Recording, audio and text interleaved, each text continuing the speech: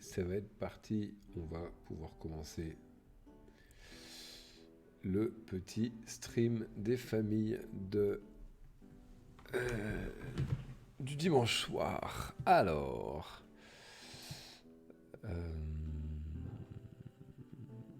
attends, laissez-moi 2 secondes. Voilà, on voit toujours ma tête n'importe comment. Alors, aujourd'hui, on va commencer, on va analyser un petit peu quelques actions, toujours le même pour les indices. On va regarder le CAC 40, voir où il en est, si le plan a changé, les niveaux importants, et puis on fera quelques autres actions exactement aussi. Voilà, donc on va commencer maintenant, on va commencer tout de suite. Sans transition, et bah c'est comme une transition d'écran, tout du moins. Ok. Donc, voilà le CAC 40 en journalier. Alors, le CAC 40 en journalier, est-ce qu'il est intéressant? Pas vraiment. Pas vraiment. On va dire que pour les traders moyen terme, long terme, on est toujours dans cette sorte de consolidation, comme vous pouvez remarquer. Cette consolidation-là qui fait des plus bas ici. Voilà, des plus bas ici et des plus hauts, en gros, ici. Voilà, là, voilà. Après, il y a une petite compression. Il faudra quand même dans la semaine, a priori, faire attention au niveau juste avant les 5000 points, là, parce on a refermé les gaps il y a 15 jours. On est entre 4990, voilà. Juste en dessous des 5000 points, il faut faire attention à la réaction. Si vous êtes trader et que vous cherchez à trader un peu activement les marchés, peut-être que c'est un bon moyen, un bon moment pour shorter le CAC 40 vers les 5000 points. Vous voyez que bon là, il a pas retouché depuis un moment les 5000, a priori là sur mon graphique. Mais dès que ça s'approche des 5000, ça short, ça short, ça short, ça short, ça short. Parce que les 5000 sont au niveau symbolique. Enfin, est un niveau symbolique. Et donc voilà, c'est toujours quand même un niveau qui n'est pas évident à passer. On tourne autour, on tourne, on tourne. Et puis ça casse, ça recasse pour l'instant. Voilà, pour du plus long terme, on a cette petite trendline descendante qui, je pense qu'elle a son importance pour les semaines à venir. Et voilà, on a ce niveau horizontal des 4800, pareil, qui est un support correct de ces dernières semaines. Voilà, donc entre les deux, on va plutôt, en tant que trader modéré et moyen terme, attendre soit une redescente vers les 4008 ou même les 4007, qui est un niveau a priori qui était plus important.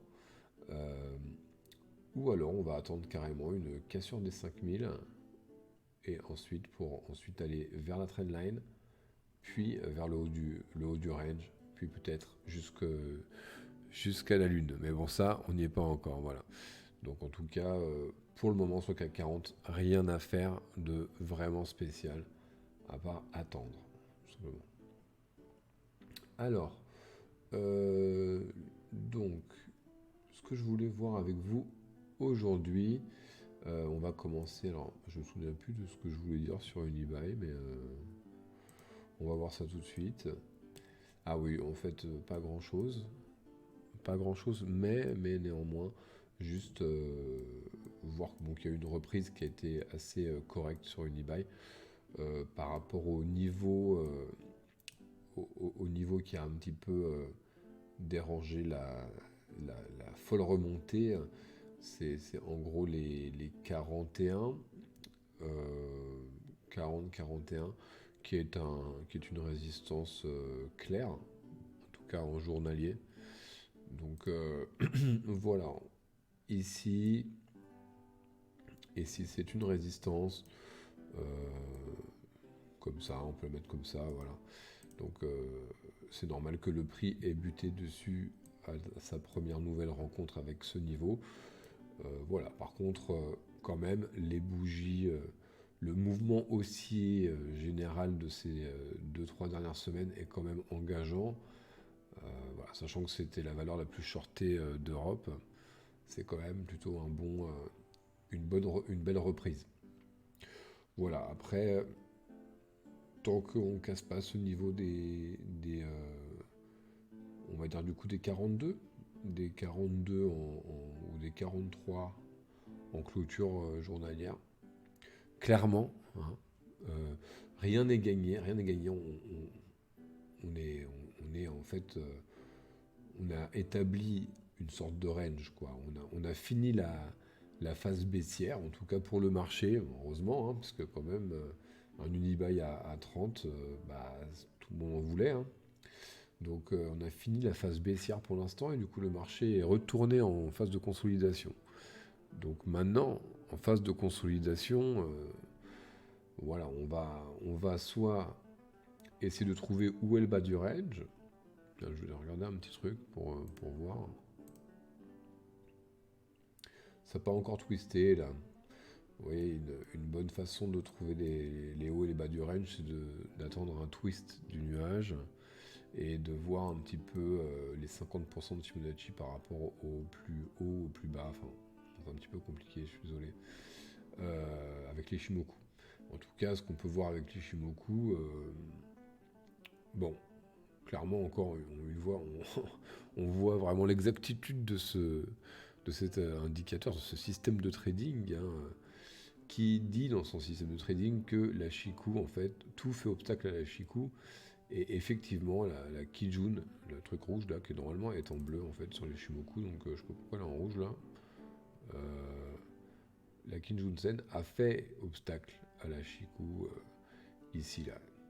Bon, c'est pas pour ça que les prix sont descendus, hein, mais c'était un signe que les prix en tout cas allaient avoir un obstacle et n'allaient pas réussir à franchir ce seuil-là des 42.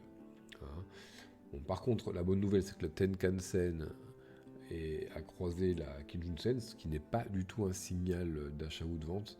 Mais par contre, ça montre que le marché est entré en phase de consolidation, car les niveaux de signaux avec la Kijun et la Tenkan sont incohérents avec le nuage qui est baissier. Enfin voilà.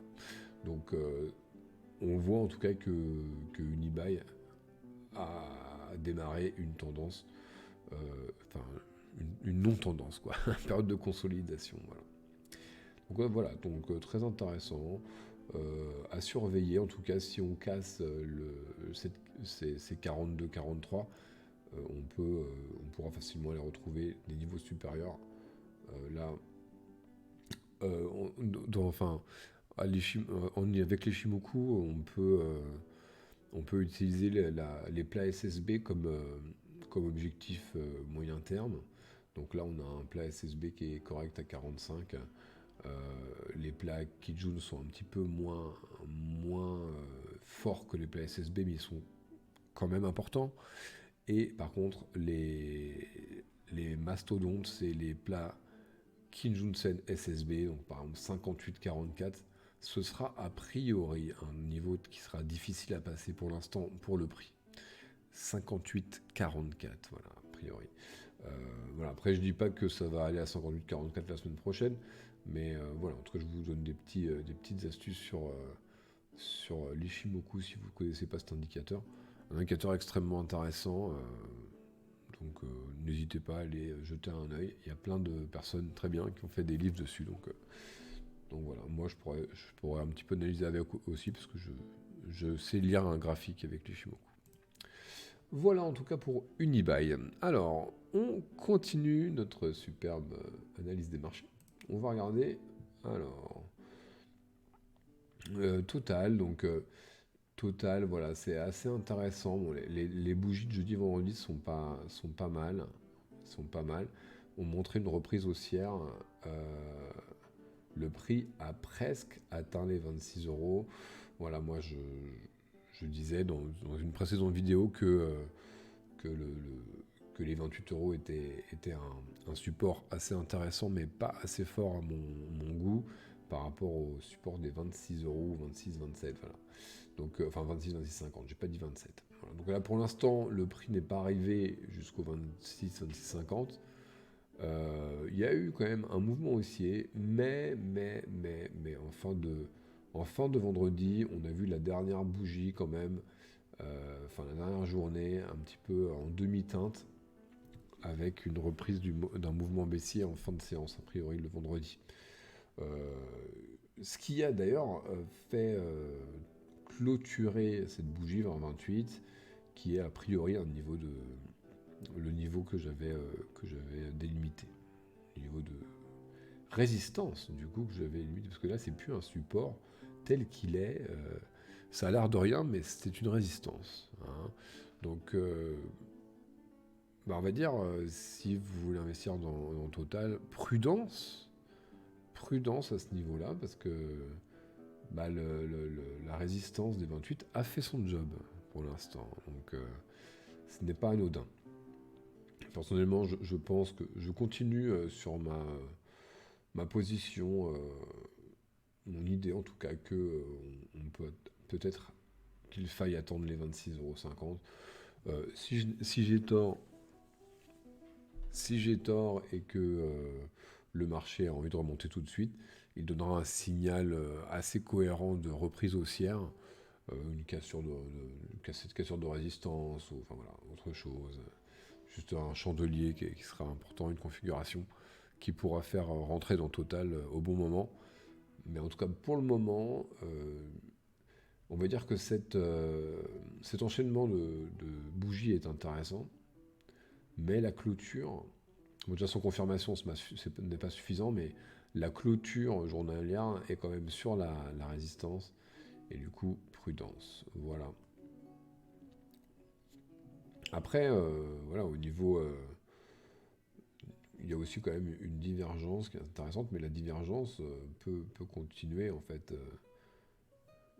dans les prochains jours, quoi. Donc voilà, donc à voir. Alors, alors ça, c'est pour les gens qui aiment bien shorter le marché. Euh, Parce que bon, il n'y a pas que des gens qui tradent en achetant juste des actions moyen terme, mais aussi des gens qui shortent le marché. D'ailleurs, c'est pour ça que Unibail a perdu autant. Et du coup, j'ai regardé cette action et j'ai vu que Pernod Ricard était en fait à un niveau qui était intéressant pour les shorters. Donc à voir. Alors, je ne sais pas ce qui se passe, j'ai des problèmes a priori un petit peu d'internet, je sais pas trop ce qui se passe. J'espère que la vidéo en tout cas s'enregistre correctement. Donc la Pernod Ricard à 150 en fait, entre 148 et 150, on peut remarquer quand même que depuis le crack, en fait, ce niveau-là a été rarement atteint et les peu de fois, donc en début août, début septembre et maintenant fin octobre, on a atteint ce niveau-là et à chaque fois il y a eu un rejet voilà, de ce niveau, des prix par ce niveau. Certainement, voilà. Donc pour le moment, ne pas acheter Pernod Ricard, c'est trop haut ou alors pas assez. C'est-à-dire que si on veut l'acheter, on peut peut-être essayer d'attendre un niveau plus bas, un niveau là graphiquement on peut voir ce niveau là des 138 qui est intéressant. Il y a aussi les 132, mais je ne trouve pas très intéressant les 132. Mais là les 138, entre 138 et 140, ça me paraît être un niveau intéressant. Mais sinon en fait plus optimiste et plus logique pour un achat un peu plus sûr. Il faudrait attendre une cassure ici, là, du niveau 150 et un retest, en fait, et au retest, rentrer dans le marché à 150 euh, pour, pour prendre quelques pourcents. Après, moi, je ne connais pas Pernod Ricard spécialement. En tout cas, il y a des niveaux intermédiaires intéressants. Là, juste structurellement, il y a un niveau à 153,6 et il y a un niveau aussi à 157. Voilà. Donc, par exemple, que nous dit l'Ishimoku ici? On va regarder, ça m'intéresse.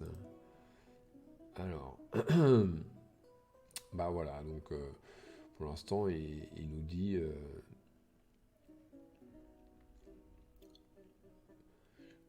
que c'est pas le moment d'acheter, effectivement, puisque là, on opère un twist du nuage, ce qui est intéressant, mais la Tenkan-sen et la Kijun-sen ne sont pas encore au-dessus du nuage, donc on est encore dans le flou, en fait, et, la Shiku, par contre, elle, est libre au-dessus d'elle, donc ce qui va être intéressant, en fait, c'est de voir, d'avoir une cassure des plus hauts, ce qui va ramener la Tenkan-sen et la Kijun-sen au-dessus du Kumo, et ensuite d'avoir un appui sur la Tenkan ou sur la Kijun. Alors, souvent, quand c'est une cassure assez forte, après l'appui va se faire sur la Tenkan-sen la première fois, car elle va pas se faire casser si évident. Ça va pas être évident de la casser tout de suite. Donc, attendre un appui sur la Tenkan-sen pour rentrer en position. Ou, pour les plus conservateurs, attendre un retour à la Kijun-sen. Mais parfois, la Kijun-sen, enfin, ça n'a jamais lieu, en fait. Donc à voir. Je vais juste éteindre le Wi-Fi là, parce que bah, je sais pas pourquoi mon internet galère un peu comme ça. C'est pas grave. Alors, donc voilà, donc pour l'Ishimoku, la Ishimoku, c'est pas. Là, quand c'est en range, voilà, c'est pas évident pour les débutants, donc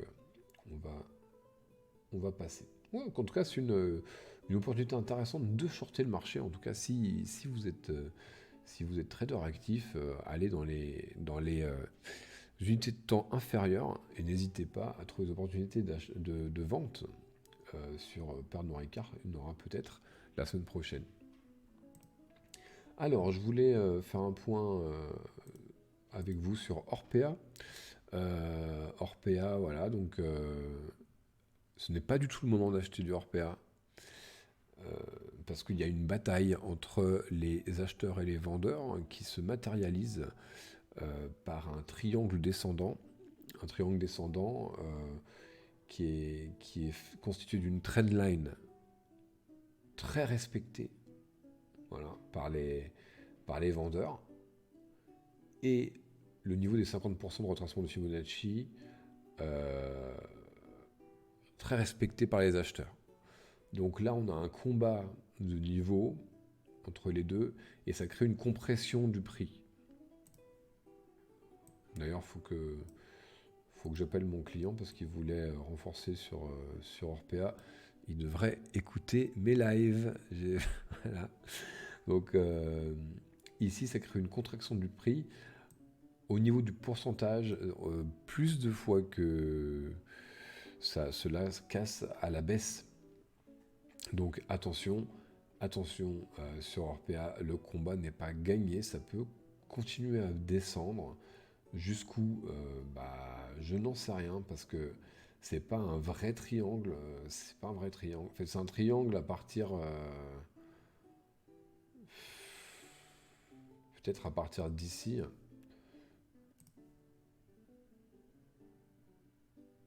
En fait, c'est un triangle en fait à partir d'ici, c'est comme ça. Voilà, c'est ça en fait. La figure chartiste du triangle est ici.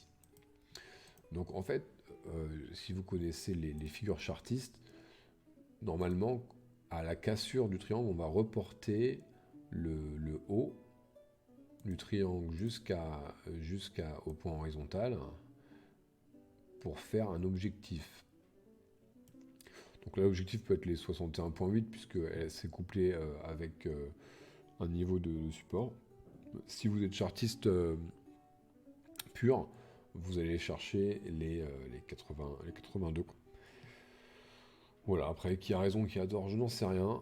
En tout cas, là, la configuration graphique n'est pas du tout propice à un achat. Donc, à part une news ou un événement fondamental qui ferait que les investisseurs achèteraient massivement de l'Orpea, ce n'est pas le moment. ce n'est pas le moment. Voilà, ensuite, alors, on va passer, alors, on va regarder après comment dire, les cryptos. Là, on va regarder Danone, alors, parce que Danone, je trouvais que voilà, c'était quand même intéressant là. Le niveau était intéressant. En plus, Danone c'est BN, mais BN c'est très bon les BN, donc voilà. Donc on a un niveau là, on a un niveau. Alors je sais pas pourquoi je vois pas exactement le prix ici là. Ah ouais non c'est juste mon écran qui fait ça en fait. Ok. Un niveau à 49 qui est intéressant là, le niveau des 50. Ah, qui est un niveau psychologique, hein, les 50 c'est un niveau symbolique. Euh, Par rapport au plus haut quand même, qui était à 80, ça fait quand même près de 50% de baisse. Je dis une bêtise peut-être. Je dis peut-être une bêtise, mais au plus haut. Ouais, non, c'est pas du tout 50%, pardon. Ça fait 35% de baisse. C'est beaucoup, quand même. C'est beaucoup. Elle est presque allée jusqu'à 40% de baisse. À voir si vous pensez que les gens ont toujours besoin de manger. Mais à un moment, je pense que quand même, ça va peut-être reprendre, la consommation va reprendre comme avant, quoi. Mais en tout cas, bon, on est toujours là, on était en tendance baissière, avec enfin, consolidation, tendance baissière, consolidation, et on casse les niveaux. Ici, voilà, on a eu une belle bougie avec un test des 50, suivi d'une bougie haussière de réaction positive. Si cette bougie est confirmée le lundi, pourquoi pas essayer d'acheter Danone pour avoir un premier objectif à 54, qui est en fait la structure du dessus, et avoir peut-être plusieurs objectifs, un à 54, un à 58 et un sur du plus long terme pour essayer de trouver 62, puis on sait jamais 70 sur du très long terme. Évidemment, cela peut mal se passer et continuer à descendre, parce qu'on a une trend line ici, une ligne de tendance baissière, voilà, qui va être peut-être respectée par le marché, en tout cas qui n'est pas du tout cachée, donc les gens la voient et effectivement, et pour l'instant, ils la respectent. Donc à voir, mais en tout cas, cette ligne de tendance ne dérange pas pour un plan haussier sur la semaine prochaine, sur quelques séances la semaine prochaine, peut-être la semaine suivante. Donc voilà pour Danone. En tout cas, ça c'est intéressant. Dans le même secteur agroalimentaire, on a Casino Guichard. Donc j'avais vu une vague de Wolf sur Casino Guichard, je sais plus, il y a une semaine ou deux, je ne sais plus. Voilà, moi j'aurais mis enfin je l'ai analysé avec un de mes amis, j'ai mis mon entrée là. Euh, voilà, et donc là avec cette bougie haussière, on est quand même dans une bonne phase de hausse, de croissance. Euh, donc voilà, l'objectif c'est a priori ce serait ça, là, ce serait 25, enfin 26, 25-60, 26. En fait, entre la timeline et la trendline. Voilà, donc à voir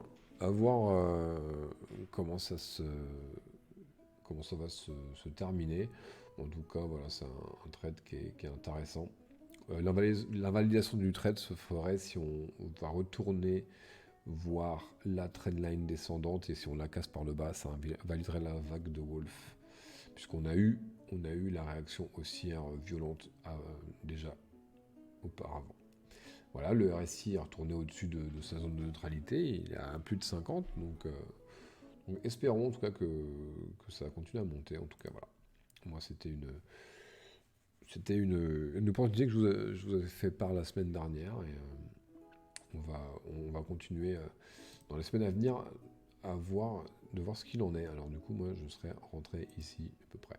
Donc voilà. Ok, alors, le CAC 40, je l'ai déjà fait. Non, je ne l'ai pas fait le CAC 40.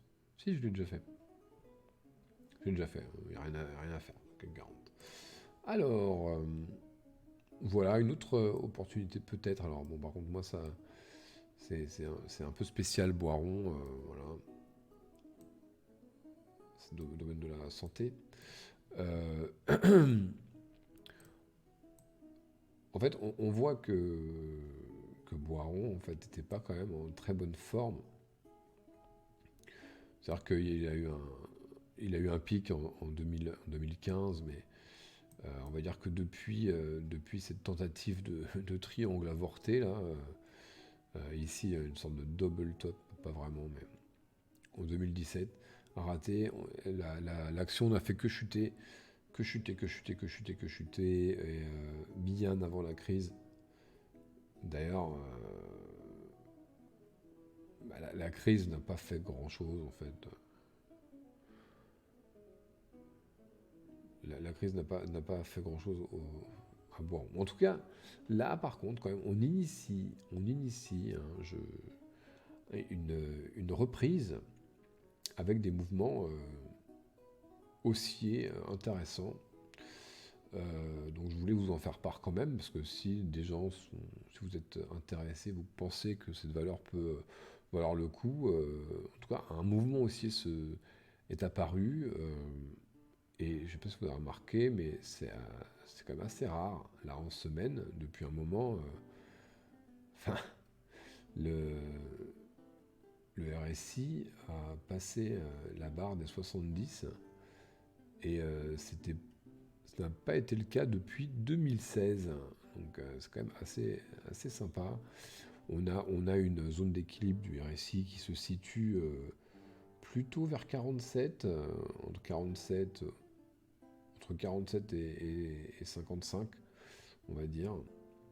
Mais en tout cas, le RSI, là, maintenant, du coup, il démontre plutôt une volonté de tendance haussière.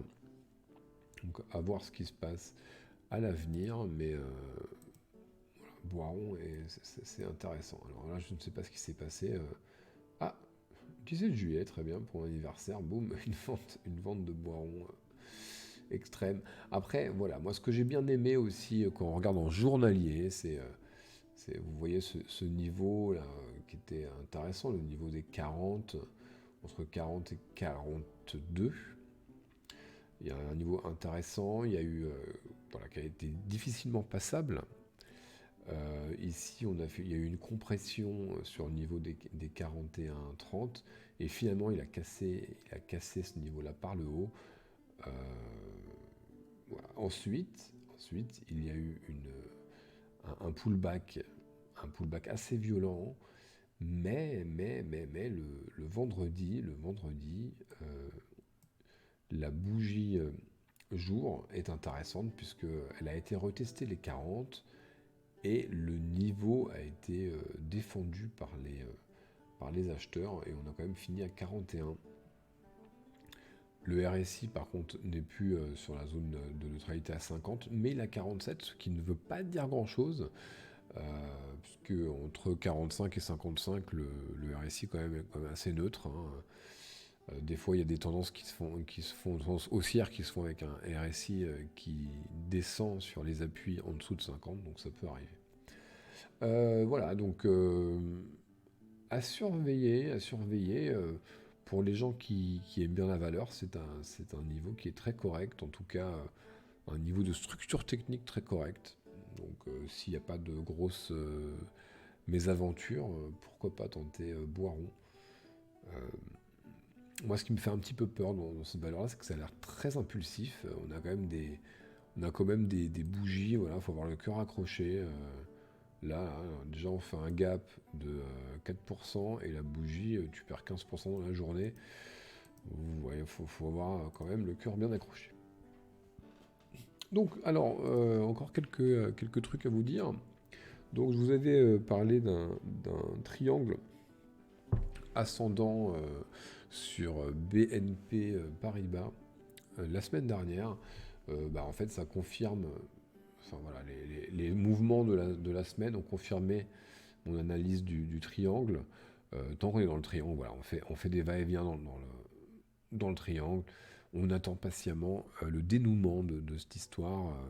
Il va y avoir une accélération à la hausse ou à la baisse selon la cassure du triangle. Voilà, donc on va voir tout ça, on va regarder. Mais il faut pour l'instant attendre. Voilà, donc... Ah oui, alors juste un petit détail, c'est comme tout à l'heure. Si vous voulez trader les triangles, il faut prendre comme objectif le report du haut du triangle avec le niveau horizontal. Donc ça ferait un niveau qui serait en fait qui coïnciderait avec ce niveau de structure à 38.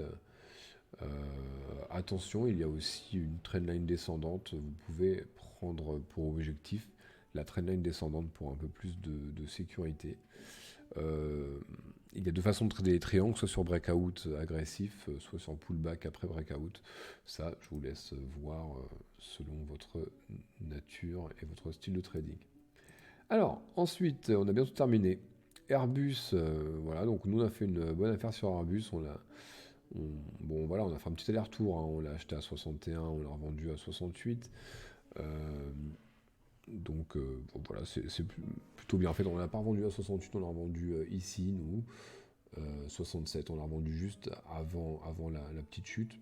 Donc, voilà, après, il y a eu ce gap haussier, une touche des 68. Ce niveau en fait des 68 n'est pas évident à passer, donc il faudra attendre. Il faudra attendre, voir pour voir un petit peu si ça casse ou si ça va continuer à faire des va-et-vient dans ce range-là, entre 60 et 68.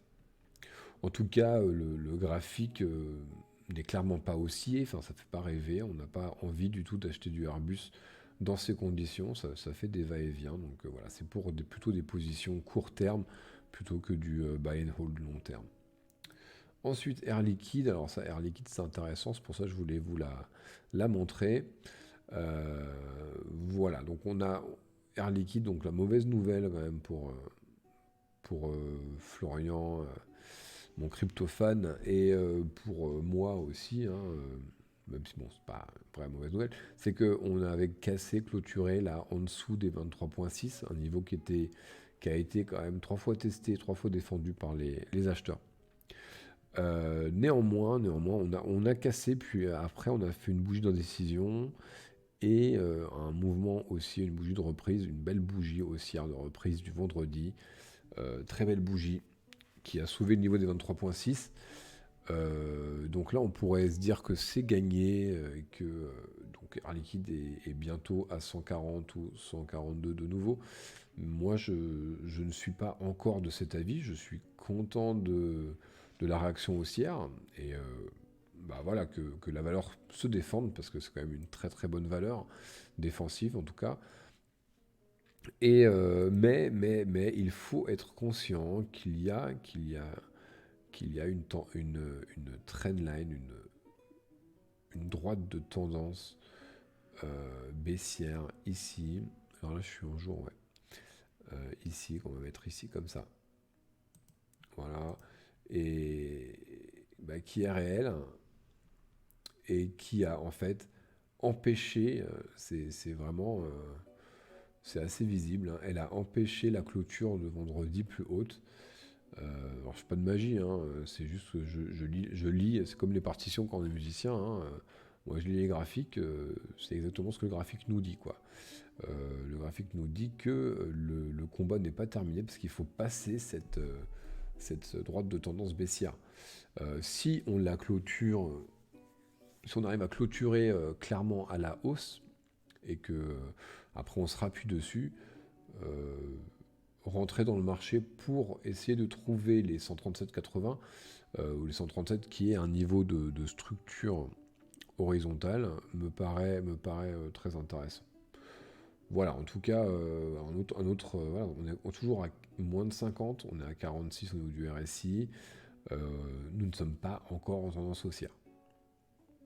Attention, il y a une belle bougie, mais cela ne veut pas dire que Air Liquide va reprendre 20% la semaine prochaine. Voilà, et pour terminer ce petit live qui est assez long en fait, je vais vous parler des crypto-monnaies rapidement, car voilà, j'ai laissé le meilleur pour la fin. Les crypto-monnaies, donc on a enfin eu Ce qu'on attendait avec Flo et moi, avec impatience. On a eu cette cassure de ce rectangle rouge, une cassure très franche il y a 2 jours, là, pour arriver aux 417 dollars déjà. Euh, bon, pour les gens qui sont pas rentrés avant, ça leur fait un peu chaud ni froid. Pour les gens comme moi qui sommes rentrés vers 200-250, c'est plutôt une bonne nouvelle. Et espérons que cela va amorcer une tendance plus long terme haussière. Alors après, tendance haussière avec les crypto-monnaies, c'est un peu spécial, quoi, parce que tout va très vite. Donc voilà. Donc là, le prochain objectif, c'est 470 a priori, qu'il faudra essayer de passer. Attendez, je vais me mettre en semaine pour voir ce qui se passe, parce que les niveaux sont quand même plutôt bien établis.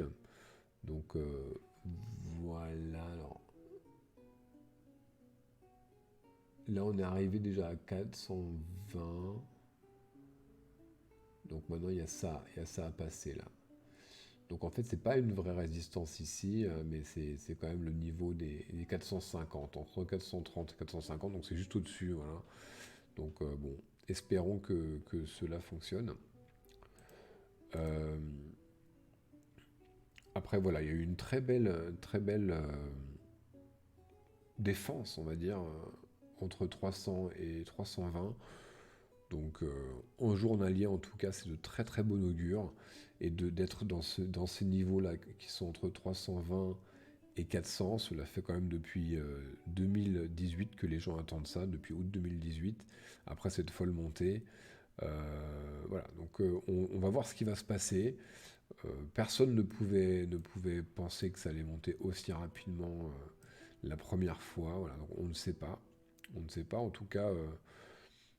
Et en plus, il y a eu une énorme, ici, vraiment, c'est une énorme divergence. Tous les chartistes auraient shorté là, et c'est vrai qu'on a eu une envolée extraordinaire. Donc, voyons voir.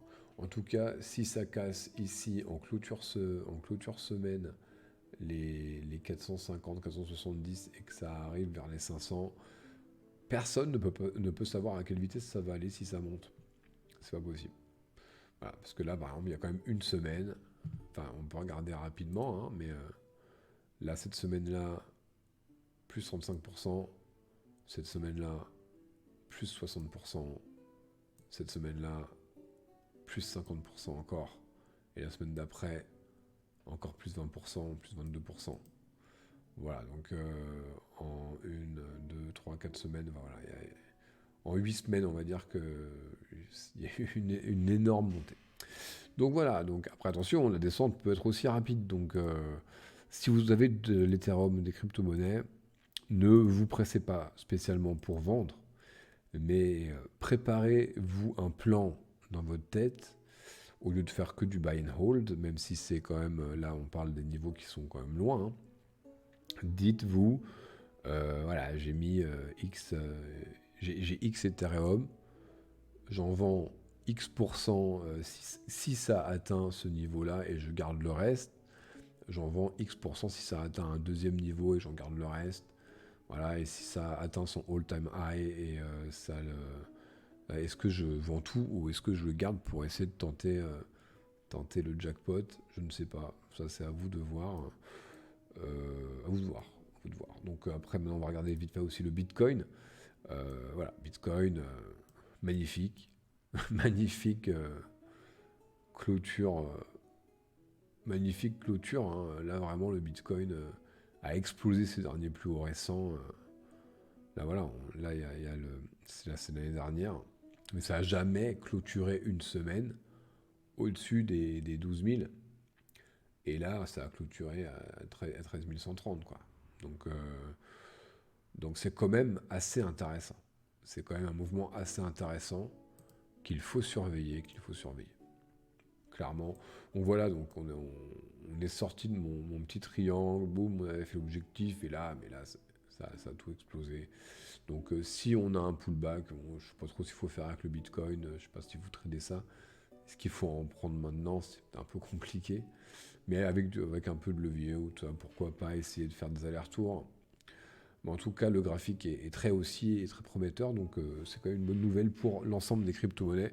Parce que quand le Bitcoin va bien, presque tout le monde va bien. Voilà. Voilà, voilà. Bah écoutez, j'ai essayé de faire le plus concis et le plus rapide. Oui, j'espère que ça vous a plu. Euh, Moi, je vais vous laisser là, parce que j'ai terminé mon boulot. Je vous souhaite une bonne semaine de trading. Attention à ne pas faire n'importe quoi, à bien mettre des stops, avoir un plan de trading très cohérent, même si vous ne mettez pas de stop, avoir un plan de trading cohérent et ne pas rentrer sans savoir ce que vous faites sur les marchés. Voilà, il y a des semaines un petit peu mouvementées qui s'annoncent avec les élections présidentielles américaines et tout ça. Donc, et aussi les mesures de reconfinement. Voilà, il y a quand même beaucoup de pays qui reprennent des mesures. Donc, faites attention, ça peut créer des mouvements de panique ou des coups de poker d'investisseurs sur les marchés. Donc restez prudents. Et bonne semaine sur les marchés et à la semaine prochaine.